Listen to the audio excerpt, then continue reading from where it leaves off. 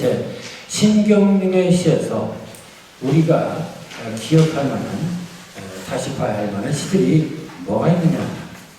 제일 먼저 내세워지는 시가 산의 언덕에, 아까도 얘기했지만 이 산의 언덕에는 중학교 교과서에 실렸다, 그렇게 얘기할 수 있습니다.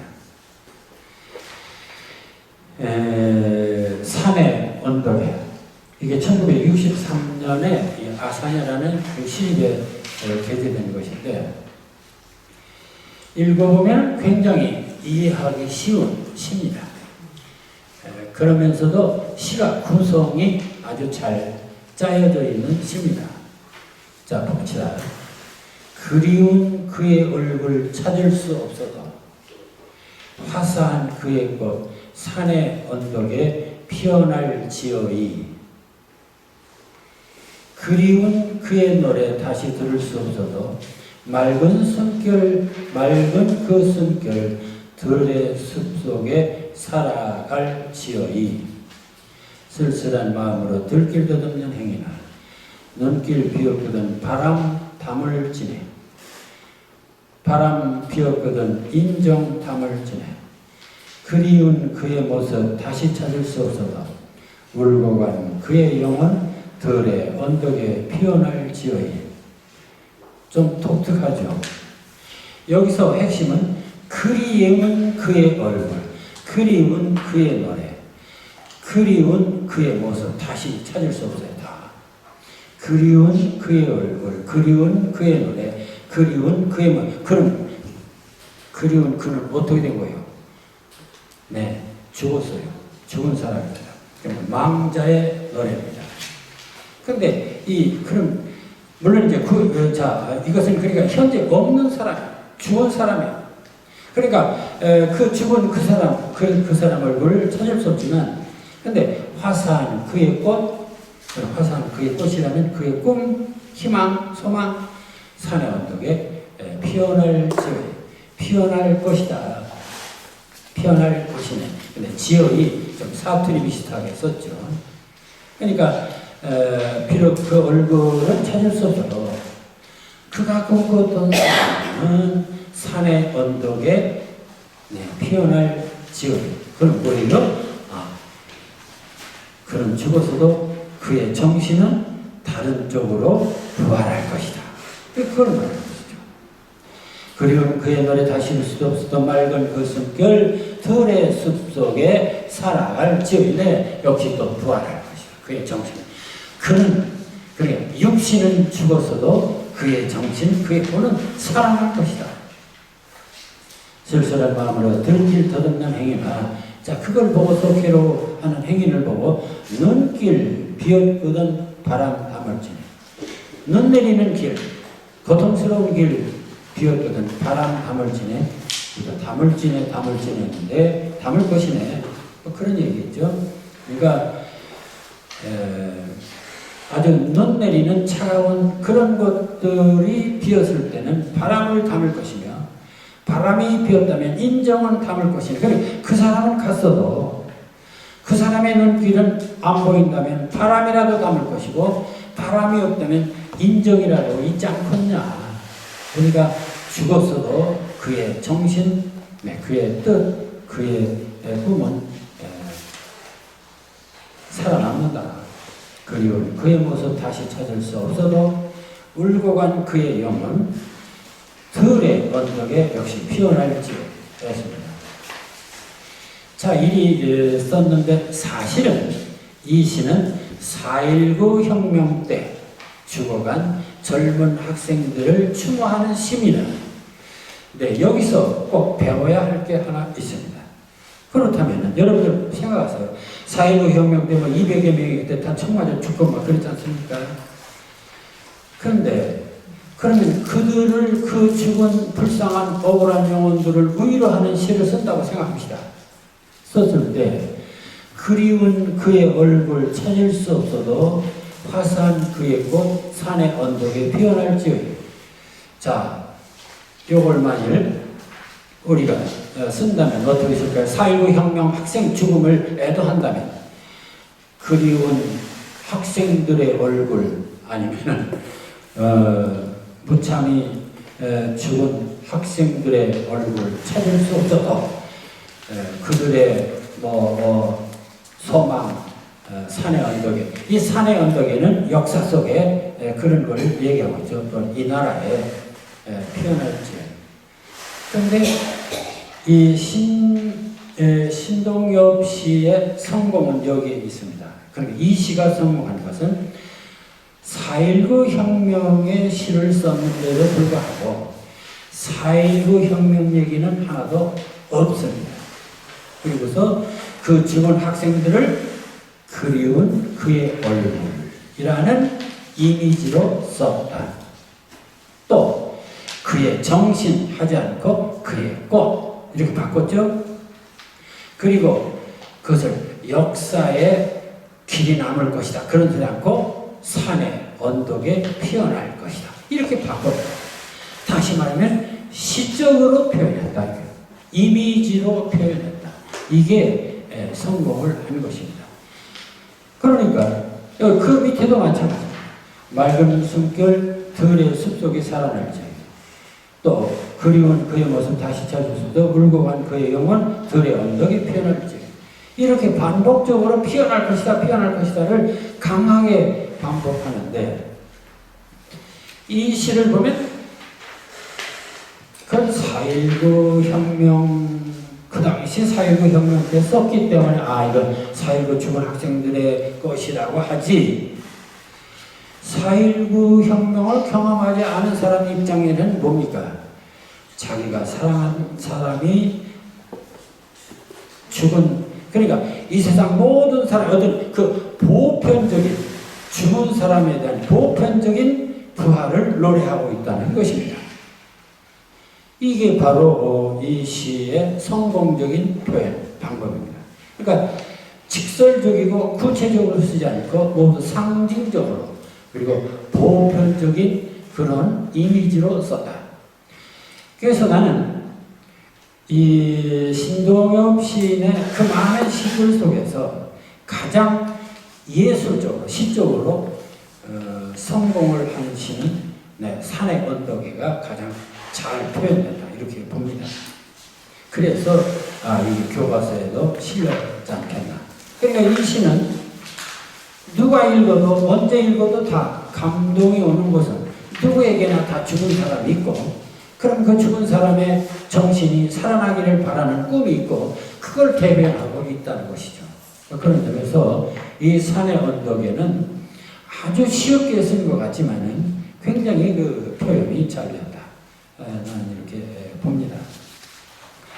자, 근데 이제 그러나 유명한 시는 그를 유명하게 만든 것은 산의 언덕에가 아닙니다. 두 번째 시 껍데기는 가답니다.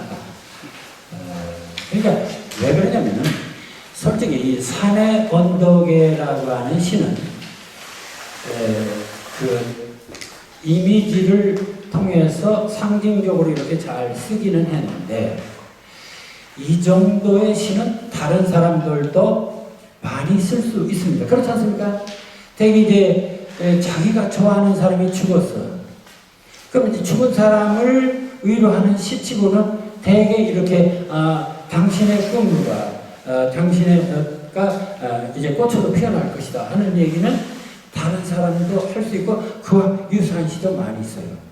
그렇기 때문에 산의 언덕에가 유명한 시인으로 이렇게 알려진 것은 아닙니다. 다만 교과서에 실렸다는 것 뿐입니다. 그러니까 신동엽을 정말 그 컬러풀하게 정말 신동엽의 특징을 드러내시는 산의 언덕에가 아닙니다. 오히려 그의 신동엽다운 시를 쓴 것은 껍데기는 가라에 있습니다. 껍데기는 가라. 이 시가 신동엽을 유명하게 만들고 있습니다. 자, 그럼 어때서 이 껍데기는 가라가 유명했냐? 아까도 얘기했지만은 지금까지 많은 사람들이 시를 썼습니다. 물론 이런 생각을 하는 게 있어요. 형식이 중요한 게 아니라 내용이 중요해. 속이 중요한 게 겉이 중요한 게 아니라 그런 얘기를 수없이 많은 사람들이 했어요. 그 시를 쓸 때에도 저 껍데기에 대한 얘기 다 했습니다. 그렇지만은 이 사람처럼 과감하게 껍데기는 가라 라고 말을 못했어요. 그렇지 않습니까? 우리는 분명히 표면적인 것보다는 내면적인 것이고 얼굴보다는 마음이야 이런 소리 우리 다 해요. 그럼에도 불구하고 그걸 시어로 껍데기는 가라 이렇게 과감하게 우리는 하지 못했다 그런 것입니다. 그 하지 못하는 것을 신동엽이가 했다는 사실입니다. 이게 바로 중요한 거예요. 자, 그래서 완전히 껍데기는 가라는 이 신동엽 시인을 정말 대표적인 시인으로 만들어준 그런 대표작이 될 수밖에 없습니다. 껍데기는 가라. 내용은 어려운 게 아니에요. 알맹이는 남고 껍데기는 가라는 것입니다. 그럼 껍데기라는 말은 무엇일까요? 그거 형식적이고 표면적이고 위선, 거짓 이런 거 다 껍데기죠. 그런데 이 시를 보면은 구체적으로 되어 있습니다. 도대체 알맹이가 뭐고 껍데기가 뭐냐? 첫째, 껍데기는 가라. 4월도 알맹이만 남고 껍데기는 가라. 그랬습니다. 껍데기는 가는데 그럼 어떤 껍데기냐? 4월도 알맹이만 남고 껍데기. 그럼 4월이 뭐예요? 4.19 혁명입니다. 4.19 혁명 정신. 그 학생들의 순수한 4.19 혁명 정신만 남고 순수한 혁명 정신. 그 혁명을 빙자해서 정치해 먹으려고 하는 놈들 또는 그걸 이용해서 딴짓해 먹으려는 놈들은 다 가라 그 얘기입니다. 그러니까 4.19의 순수한 핏값이 아닌 것들은 다 물러나라.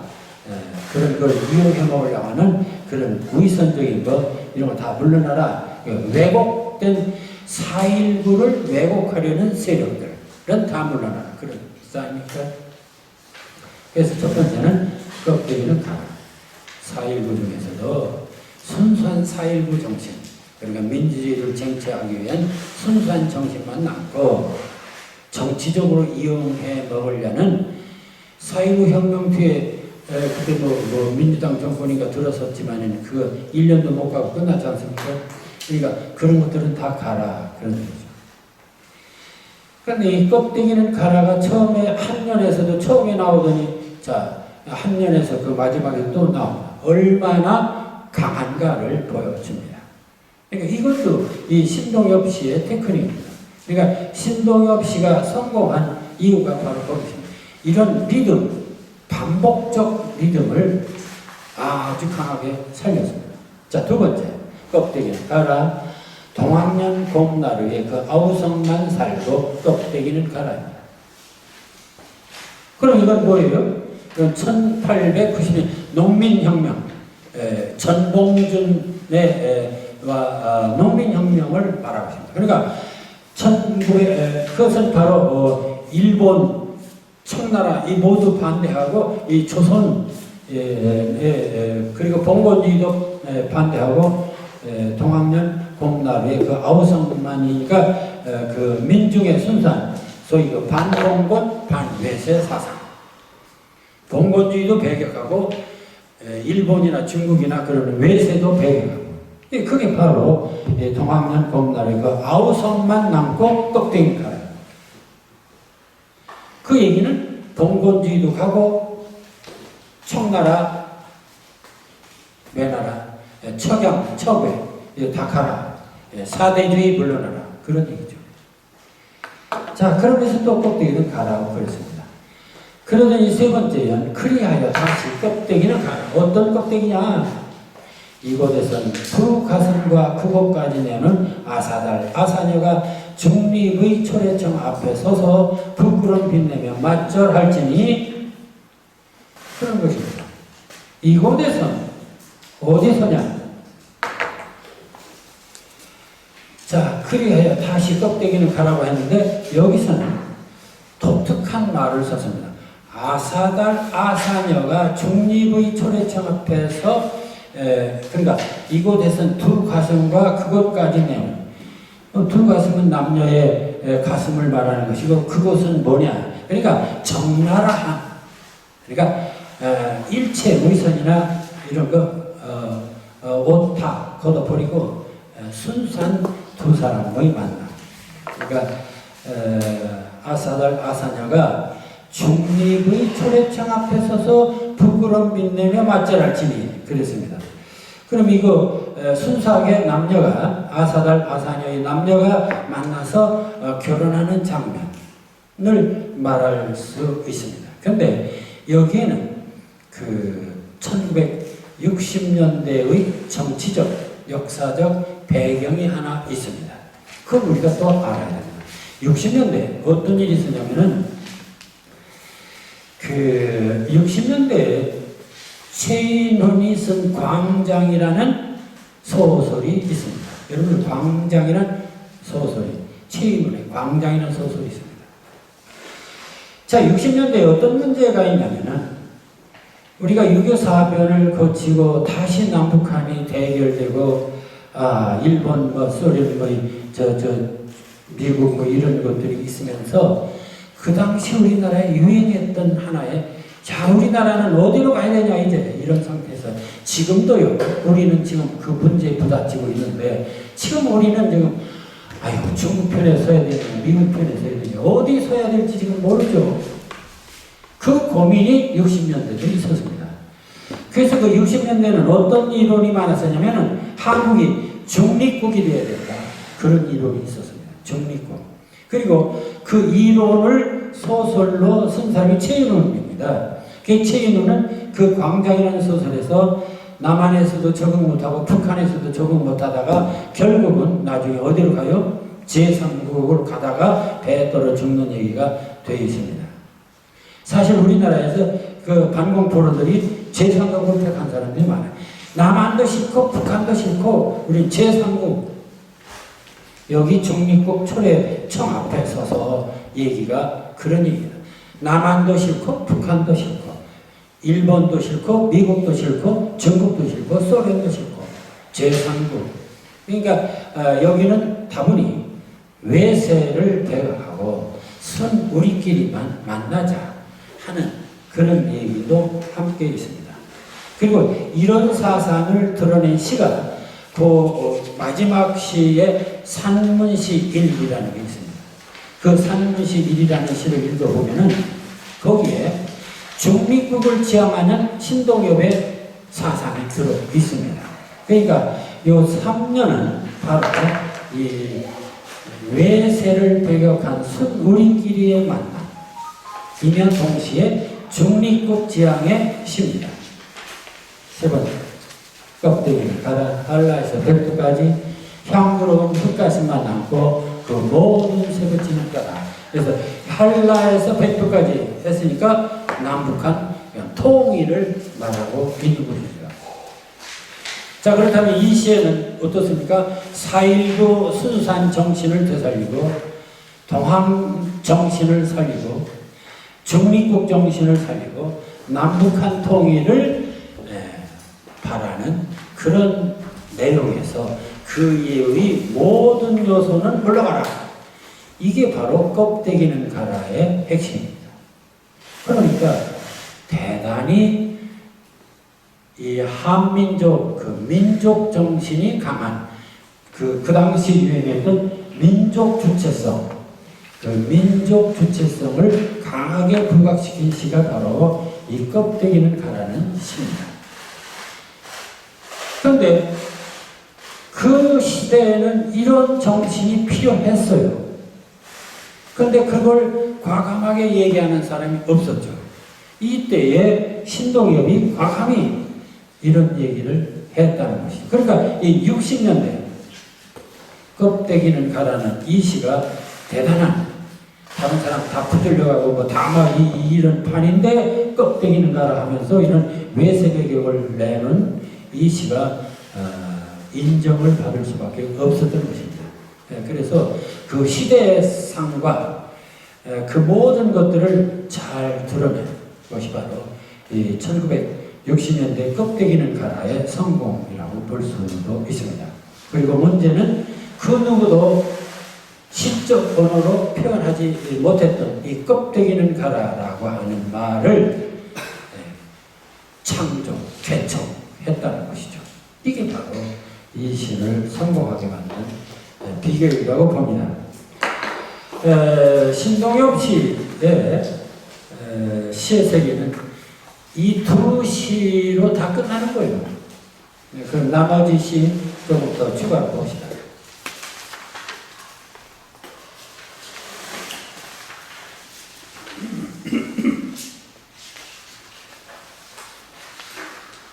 누가 하늘을 보았나?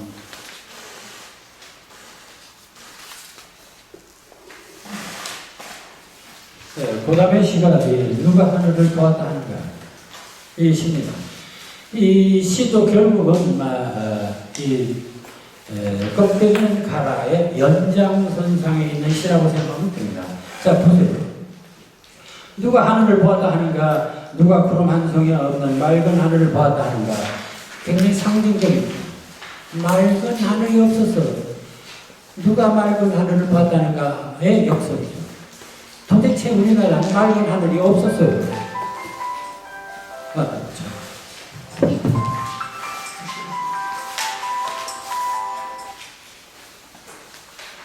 여보세요? 여보세요?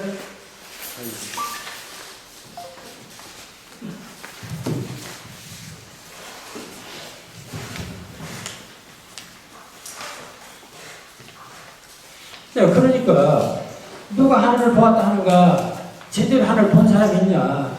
없다 이거예요. 구름 한 송이 없이 맑은 하늘을 보았다는 거예요. 상징적인데 결국은 맑은 세상, 밝은 세상, 평화로운 세상, 정의로운 세상 있었냐? 없었다. 그러니 내가 본 건 먹구름, 지금까지 본 건 먹구름 상징이죠. 먹구름이 뭡니까? 불의와 부패와 부정과 이런 그 어둠을 새기는 그걸 하늘로 알고 일생을 살아간다. 내가 본 건 지붕 덮은 쇠항아리, 그걸 하늘로 알고 일생을 살아간다.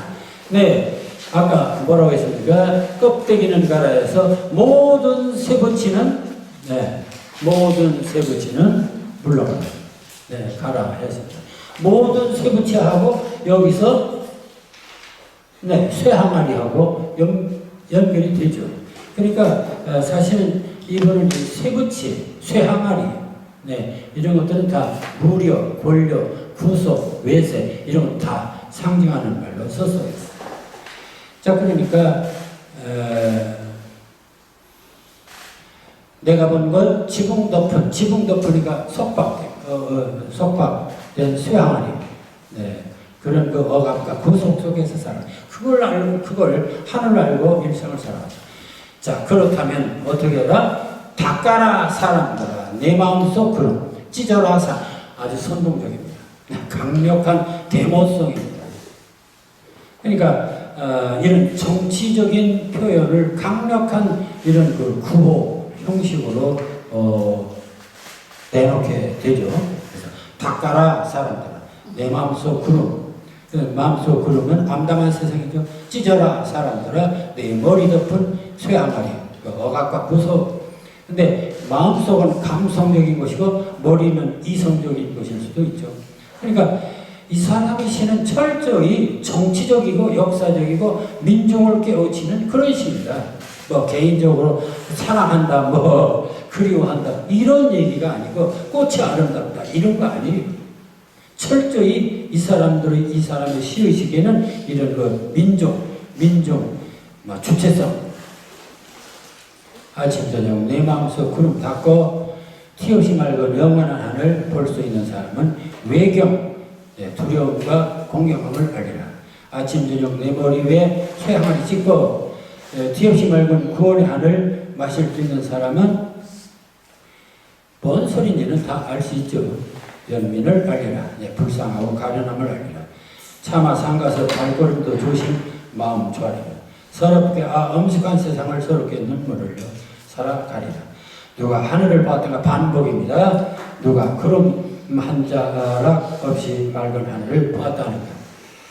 재밌는 것은 이 시가 그 서사시 금강 구장에 삽입된 시라는 얘기입니다. 근데 어쨌든 이 시가 상당히 잘 되어 있기 때문에 따로 떼어서 이렇게 독립된 시로 나왔고, 이 시의 상표가 또 뭡니까? 아까 껍데기는 가라도 유명한 상표가 됐는데 누가 하늘을 보았다 하는가? 이것도 또 유명한 상표입니다. 그러니까 이 두 시가 다 이 신동엽을 그 민족주의 시인으로 만드는 결정적인 용어입니다. 다른 거 다 그만 두 마디가 그겁니다. 껍데기는 가라, 외세는 가라. 또 누가 하늘을 보았다, 누가 맑은 하늘을, 정의로운 하늘을 보았다. 이거 순전히 다 그런긴 하늘이다 이거요. 이게 두 개가. 그래서 우리는 신동엽 하면 누가 하늘을 보았다 하는가, 껍데기는 가라. 내용은 몰라도 그건 다 기억할 수 있게 됐죠. 자, 철저히 이런 그 민족의 불행, 비극, 부조리, 암담함, 이것을 벗어나고자 하는 강력한 민족 주체성의 시입니다. 자, 그 다음에 또 나온 시가 있는데 진달래 산천이라는 시가 있습니다. 이 시는 현재 껍데기는 가라하고 누가 하늘을 봤다는가라고 하는 시하고는 조금 약간 성격이 다릅니다.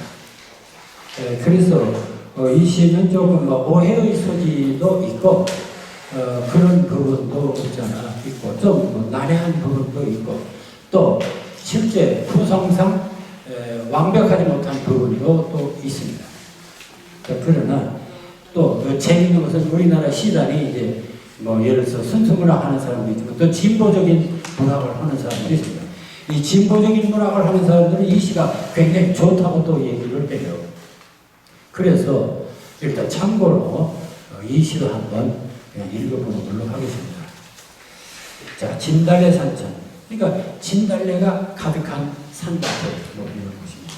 그럼 진달래는 한국 우리의 어떤 것을 상징할 수도 있죠. 자, 그런데 이 시는 이렇게 됩니다. 길가에 진달래 몇 풀이 꽃펴 있고 바위 모서리에 이름 모를 나비 하나 머물고 있었어요. 여성적이죠. 굉장히 서정적이죠. 그래서 아주 무슨 서정적인 아주 시같이 생각이 되는데 아닙니다. 자, 길가에 진달래 몇 풀이 꽃펴 있고 이름 모를 나비 하나 머물고 있어요. 네, 그게 평화로운 그런 대지의 모습입니다. 그런 상처입니다. 그렇죠. 길가에 진달래 몇 풀이 있고 나비가 이렇게 놀러올 다니고 얼마나 평화롭습니다. 그런데 그 다음 싹 바뀝니다. 잔디밭에 장청을 버려 던진 채 당신은 잠이 들었죠. 갑자기 장총 들고 죽은 시체 얘기가 나옵니다. 전혀 다르죠. 그러니까 이 평화로운 대지에, 평화로운 이 땅에 잔디밭엔 장총을 버려 던진 채 당신은 잠이 들었죠. 근데 죽은 시체가 장총 옆에 놓고 죽었어요. 햇빛 맑은 그 옛날 고구려 쪽 장수들이 의형제를 묻던 거기가 바로 그 바위라 하더군요. 그 시체가 죽은 곳이 어디냐? 더 구체적으로 말하면 이게 지리산 골짜기입니다. 지금. 그럼 이 지리산 골짜기에서 그 옛날에 고구려 장수들이 의형제를 묻던 거기 그 장군들을 묻던 그 역사가 있는 곳이다. 그런 얘기죠. 그래 우리나라 땅을 말합니다. 자, 그런데 그 다음에 또 기다림에 지친 사람들은 산으로 갔어요. 뼛속에 썩어 꽃쭉 놀죠. 자, 요게 또 묘한 얘기죠. 기다림에 지친 사람들은 산으로 가서 이게 뭔 소리예요? 그 당시 여러분들 6.25 지나서 빨치산 사건, 토벌작전 사건 났지 않습니까? 그 지역 주민들이 자기 남편, 자기 동생, 가족들 산으로 갔으니까 기다리다 지친 사람들이 가족들도 다 산으로 올라갔죠. 근데 이제 그러니까 그런 그 지리산 빨치산 사건의 이 배경인 거지. 이 얘기입니다. 자, 뼛섬은 썩어 꽃쭉 널리듯, 이 말을 나는 참 이해하기가 좀 어려웠어요. 이게 사투리인지 뭔지 참 이해하기 어려운데, 그래서 저는 이걸 결국 수많은 사람들이 죽은 그런 어떤 장면을 여기 얘기한 건 아닐까. 뼛섬이라는 게 뭘까? 뼈가 가만히 몇 가만. 그렇지, 뼈가마니. 그게 이제 썩었으니까. 그러니까 시체들이 썩어가지고 꽃쭉 널리도록 거기서 꽃이 피었다. 이런 얘기. 그거 정말 그러니까 어찌 보면 이게 민족상장, 비극적인 그 지리산 토벌 작전에서 그 수많은 사람이 죽고 거기서 죽은 시체 위에 그냥 꽃이 그냥 노조란 진달래 꽃이 피어있는 자, 그런 뼛섬은 썩어 꽃쭉 널리고 이런 식으로 아주 좀 약간 좀 처절하게 썼습니다. 자, 남해가 두고온 마을에선 언젠가 넌먼 식구들이 굶고 있다고 담배를 마르며 당신은 쓸쓸히 웃었죠. 자, 이게 누구예요? 지금 죽은 시체, 그 사람 얘기입니다. 아까 장총 옆에 놓고 죽은 시체가 그런 말을 언제가 했다, 그 말입니다. 그래, 이 사람도 사실은 지금 남해 어디 고향도 있고 가족도 있어요. 근데 가족 버리고 산에서 이렇게 쓸쓸히 죽었다, 그 얘기입니다. 그러니까 죽은 빨치산 얘기예요, 이거 어떤 의미에서는. 또는 죽은 빨치산 얘기일 수도 있고, 죽은 토벌대 얘기일 수도 있고. 꽃산에, 네. 직가다비 속에 든 누군가의 발목을 과선 모래밭에선 보고 왔어요. 직가다비 아십니까? 일제 때 산 사람이나 알고, 직가다비. 일본 사람들이 쓴 그 운동화보다 끈 농과 비슷한 거죠.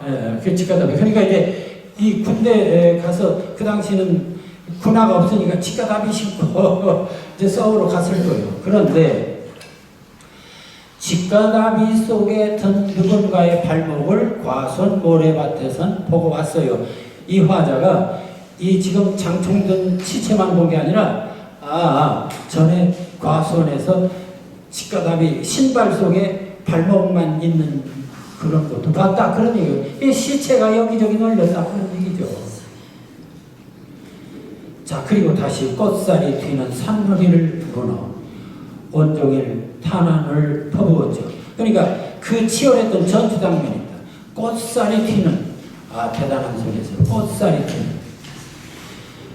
총을 쏴대니까 얼마나 쐈는지 진달래 꽃에 살이 다 터져나가.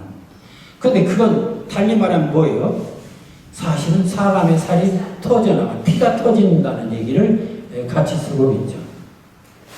그래서 이런 꽃살이 튀는 산허리를 모노 온종일 탄환을 퍼부었죠. 길가에 진달래 몇 풀이 꽃 펴있고, 그 전쟁 속에 근데도 옆에는 평화로운 꽃이 피고 있어요. 바위 그늘 밑엔 얼굴 본 사람 하나 서늘히 잠들어 있었어요. 그 죽은 시체를 보니까 아주 그 평화롭게 아주 그 고약하지 않은 그런 사람이 또. 그런데 그때 꽃다운 산골에 비행기가 지나다 기관포 쏘아놓고 가버리더군요. 다시 또 그 토벌작전 얘기입니다. 그리고서 그 얘기를 종합해서 다시 반복합니다. 기다림에 지친 사람들은 산으로 갔어요. 그리움은 해올려 하늘에 불 붙도록 뼛섬을 쏘고 꽃쭉 널리도록. 그리움은 해올려는 게 말아올리는 하늘에 불 붙도록 뼛섬을 쏘고 꽃쭉 널리도록. 정말 그 무서운 그 시체와 그런 그 장면입니다. 바람 따신 그 옛날, 바람 따뜻한 옛날, 그 고구려적 장수들이 의형제를 묻던 거기가 바로 그 바위 앞에서 말한 소리죠. 자, 잔디밭에 담배가 버려 던진 채 당신은 피 흘리고 있었어요. 당신 누구요? 처음에 봤던 장총 옆에 놓고 있던 죽은 시체 얘기입니다. 자, 이게 바로 진달래 산천입니다. 그러면서 철저히 그 지리산 토벌 작전의 그 비참한 모습을 그리고 있는 장면입니다. 우리가 이제 그 전에 이제 지리산 빨치산 얘기는 뭐 최근에는 좀 많이 이제 뭐 지리산 조정래 뭐 소설도 나오고 많이 좀 나오고 해서 지리산 얘기가 새롭게 언급됩니다만은 한동안은 뭐 지리산 얘기가 조금 좀 경계했던 것도 사실. 그래서 이 당시 이 시에 대해서도 좀 논란이 좀 있었다 하는 얘기입니다. 그래서 이 시는 빨치산을 찬양하는 시냐 뭐 아니냐 뭐 이런 얘기도 있지만은 그보다는 그 민족의 비극 이것을 보다 더 치열하게 그린 시가 아니냐 막 이렇게 볼 수도 있습니다.